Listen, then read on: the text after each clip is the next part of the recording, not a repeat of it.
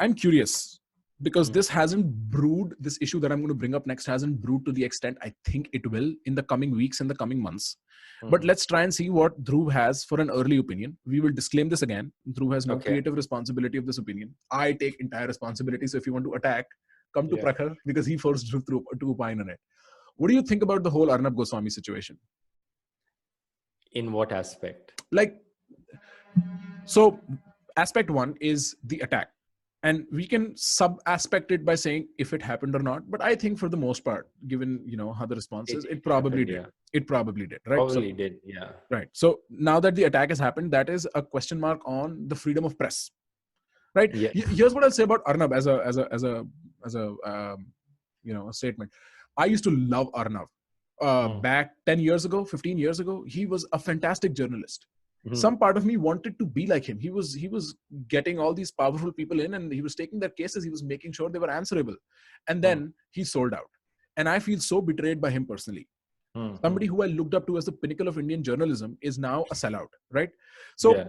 but even still, he was attacked for his journalism, for saying something he should not have said. Number one, what do you think about that aspect? Two, what do you think about the entire Let's masala? go one by one. Let's Right, go okay. one by one. What do I think about the attack? Attack is obviously wrong, and I do not support it. But I also think he exaggerated the attack part because it seemed like an ink attack to me. And I remember when ink was thrown on other people, like Kejriwal, for example, he's one of the first people to just say drama, ink drama. So he should introspect himself. Right. But then again, obviously, even I do not support ink attacks in any way also.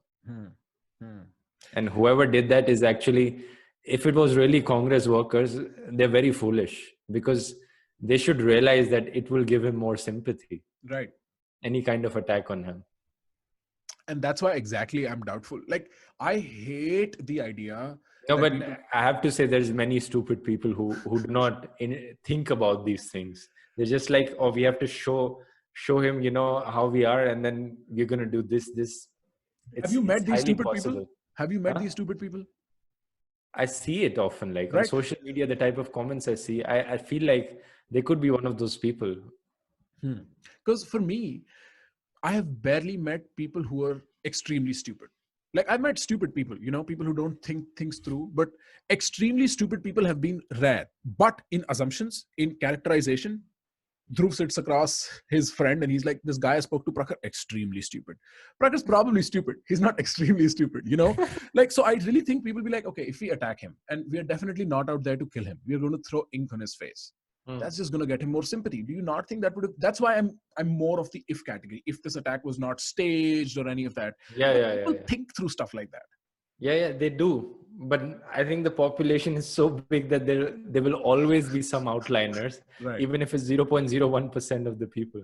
Right. Acha, solid. So it has and what do you think about the critical journalism that Arnab undertakes? Even if it's one-sided, where he's like, listen, I'm not going to be afraid of calling Sonia Gandhi with her real name. Like, what do you think about that kind of journalism? I don't know what to say. It's just a form of entertainment at that point. Yeah. On a scale of 1 to 10, how seriously do you take Arnab? 0. Come on, give him 1. I said 1 to 10, yaar. Like, let's be reasonable, yaar. I think behind all the screaming, if I sit down long enough to listen to Arnab, I will find something that's kind of useful. Of course, I think, but I do think he's a normal person and he does it only as a means to earn money or get more popular or something like that. So one of these reasons. Imagine if you woke up one day and realized that screaming is my superpower. That's how I'm going to make money. So the second aspect of the entire situation is what follows. Because I think this will make into a bigger free speech, free media, coloring it more as if the left is trying to curtail the media and not the right kind of an issue. Do you expect something like that to happen? Of course, they do it all the time. Like they only know how to twist the arguments.